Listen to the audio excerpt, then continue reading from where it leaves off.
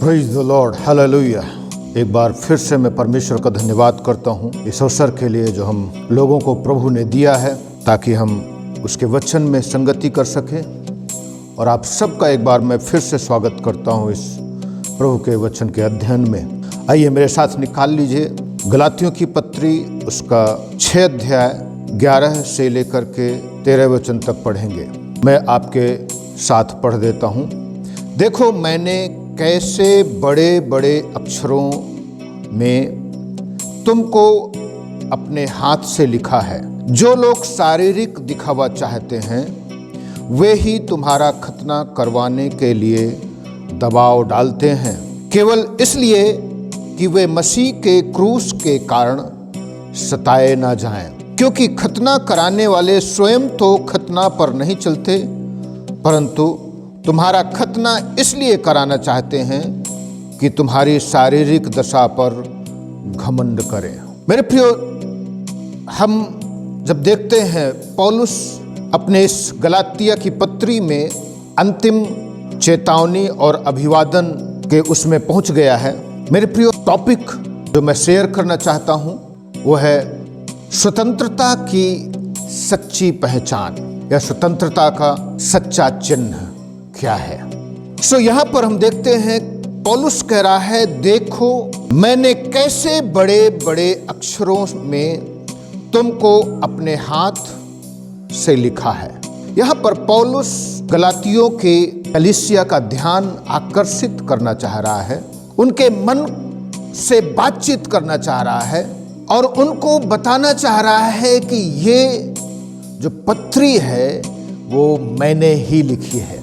वो अपील कर रहा है, यहाँ पर कह रहा है, मैंने कैसे बड़े बड़े अक्षरों में तुमको अपने हाथ से लिखा है।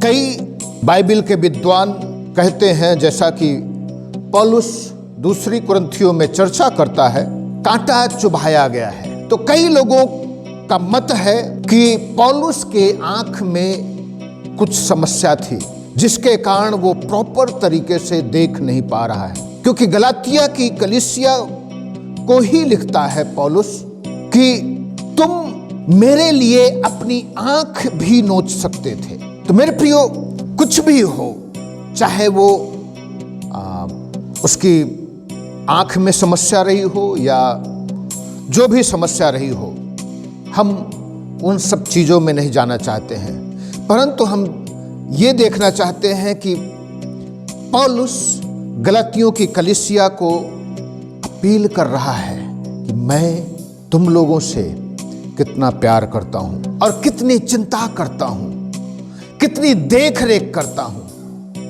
वो अपने विषय में बता रहा है।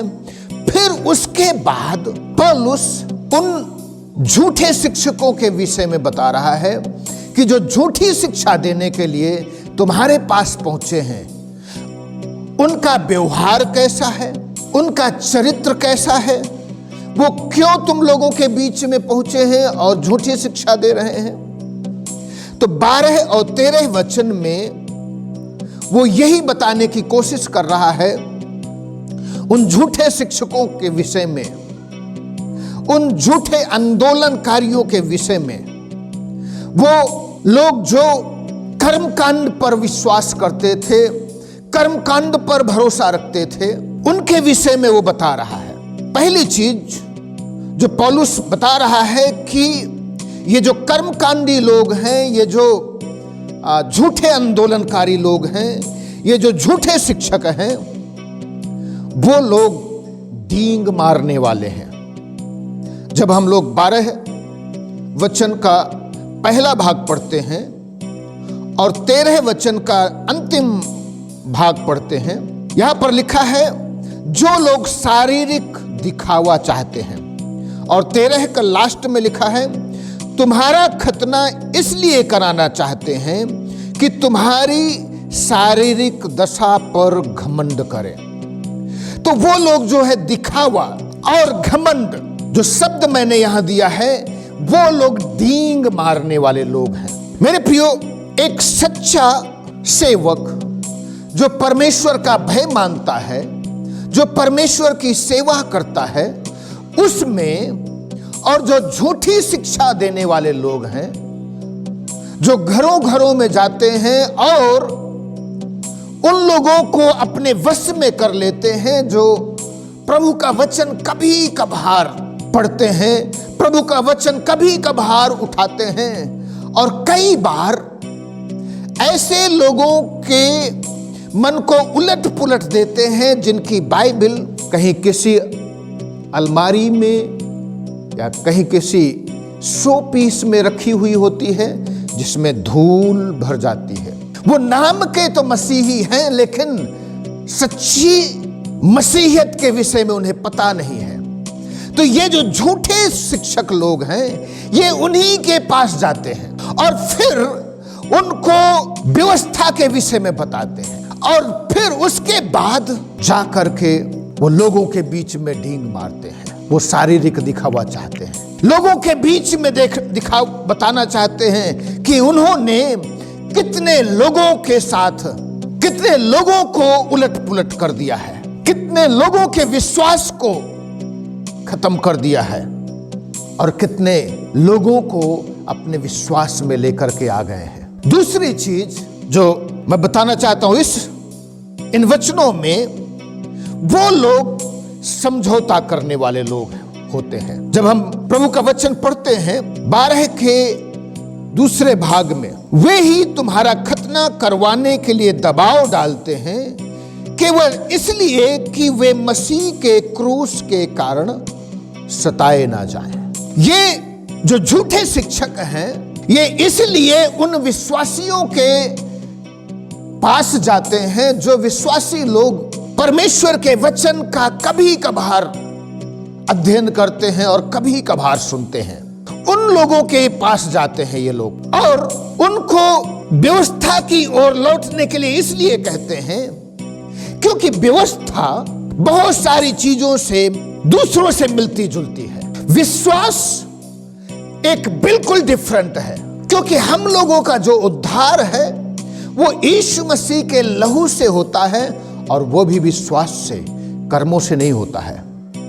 लेकिन व्यवस्था जो चीजें सिखाती है वो है कर्म कांड, कर्म पर भरोसा करना। प्रभु का वचन बता रहा है वो इसलिए ऐसा करते हैं कि मसीह के क्रूस के कारण सताए ना जाएं। उन दिनों में जो इस्राएली लोग होते थे, वो व्यवस्था को मानते थे, और इस्राएली लोग ही मसीहियों के सबसे ज्यादा विरोधी थे। जब हम पौलुस के खुद के जीवन को देखते हैं, जिसने इस पत्री को लिखा है, वो इतना ज्यादा पागल हो गया था कि यरूशलेम में स्तिफनुस के पत्थरवाह में शामिल था, और फिर याजकों और महायाजक और पुरनियों से चिट्ठी लेकर के वो दमिश्क जा रहा था, ताकि विश्वासियों को सताए और परेशान करे और उन्हें बंदी गृह में लेकर के ढाल दे। तो ये इस्राएली लोग मसीहियों के सबसे ज्यादा विरोधी थे, और अगर ये विश्वासी लोग व्यवस्था की ओर लौट आते, तो फिर उनका जो सताव है वो कम हो जाएगा। क्योंकि इस्राएली लोग इसलिए सताते थे क्योंकि ये विश्वासी लोग व्यवस्था का विरोध करते थे। सो मेरे प्रियो, ये लोग समझौता करने वाले लोग थे। आज हम विश्वासी लोग भी जब चारों तरफ के लोगों को देखते हैं, तो हम भी उनके साथ समझौता करने लगते हैं, उनके जैसे व्यवहार करने लगते हैं, और ये हम लोगों के लिए सबसे बड़ा पाप गिना जाता है। ये हम लोगों के लिए सबसे बड़ा पाप है। जब हम मूर्ति पूजा में समझौता कर लेते हैं, तमाम कर्म कांडों में समझौता कर लेते हैं, तमाम व्यवहारों में समझौता कर लेते हैं, तमाम जीवन के रहन सहन में समझौता कर लेते हैं, तमाम सांस्कृतिक चीजों में समझौता कर लेते हैं। तो ये समझौता मेरे प्रियो हम विश्वासियों के लिए सबसे बड़ा श्राप का कारण है। जब इस्राएली लोगों ने कनानी लोगों के साथ समझौता किया, जब सुलेमान ने अपने चारों तरफ के राजाओं के साथ समझौता किया और उनकी बेटियों को अपनी पत्नियां बना लिया, ये उनके लिए सबसे बड़ा पाप का कारण था। आज हम लोगों को मेरे प्रियो मन फिराने की जरूरत है। प्रभु पर हमने विश्वास किया है तो उस दुख उठाने के कारण कि हमें सताव का सामना करना पड़ेगा, विरोध का सामना करने पड़ेगा, उसके लिए हम लोग समझौता ना करें। तीसरी चीज, वे बहकाने व फुसलाने वाले लोग हैं। 12 का जब हम पहला ही देखते हैं, पहला भाग 12 वचन का, तो यहां पर लिखा है वे तुम्हारा खतना करवाने के लिए दबाव डालते हैं। तो मेरे प्रिय, ये लोग बार बार आकर के हम लोगों के ऊपर दबाव डालते हैं, विश्वासियों के ऊपर दबाव डालते हैं।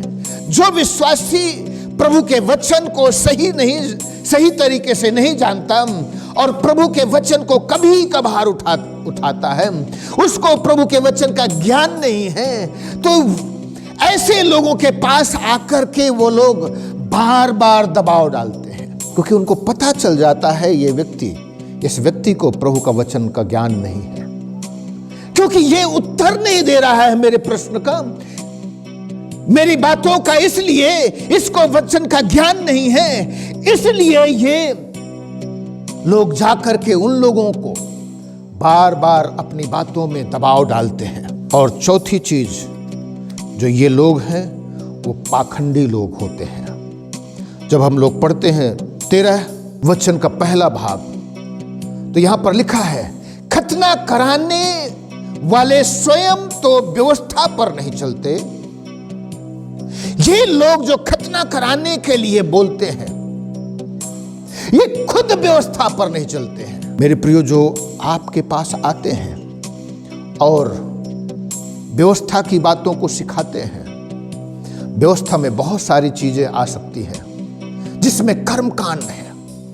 अभी कुछ कलीसियाएं ऐसी शुरू हुई है जो फसह मनाती हैं, जो झोपड़ियों का त्योहार मनाते हैं, वो शनिवार के दिन आराधना के लिए दबाव डालते हैं। तो इस प्रकार से भिन्न भिन्न चीजें वो लोग सिखाते हैं, और ऐसे लोगों से हमें सावधान रहने की जरूरत है, क्योंकि ऐसे लोग, ये जो पाखंडी लोग हैं, ये खुद उन बातों पर नहीं चलते हैं, परंतु ये लोगों को बताते हैं, लोगों को सिखाते हैं। और ऐसे लोगों को जो प्रभु का वचन कभी कभार पढ़ते हैं, कभी कभार सुनते हैं और कभी कभार इसका अध्ययन करते हैं। इसलिए मेरे प्रियो, हम लोग सावधान रहें। पौलुस एक विशेष संबंध स्थापित कर रहा है गलातियों की कलीसिया से कि मैं तुम लोगों के लिए ये बड़े बड़े अक्षरों में ये पत्र लिख रहा हूं। दूसरी चीज कह रहा है, ये जो झूठे शिक्षक हैं वो डींग मारने वाले लोग हैं, जो झूठे शिक्षक हैं वो समझौता करने वाले लोग हैं, और ये जो झूठे शिक्षक हैं वो बहलाने और फुसलाने वाले लोग हैं, और ये जो झूठे शिक्षक हैं खुद पाखंडी हैं। आइए हम अपने आंखों को बंद करें, प्रार्थना में चलें। परमेश्वर पिता दयालु प्रभु अनुग्रह कर, ताकि हम इन झूठे शिक्षकों से सावधान रहें।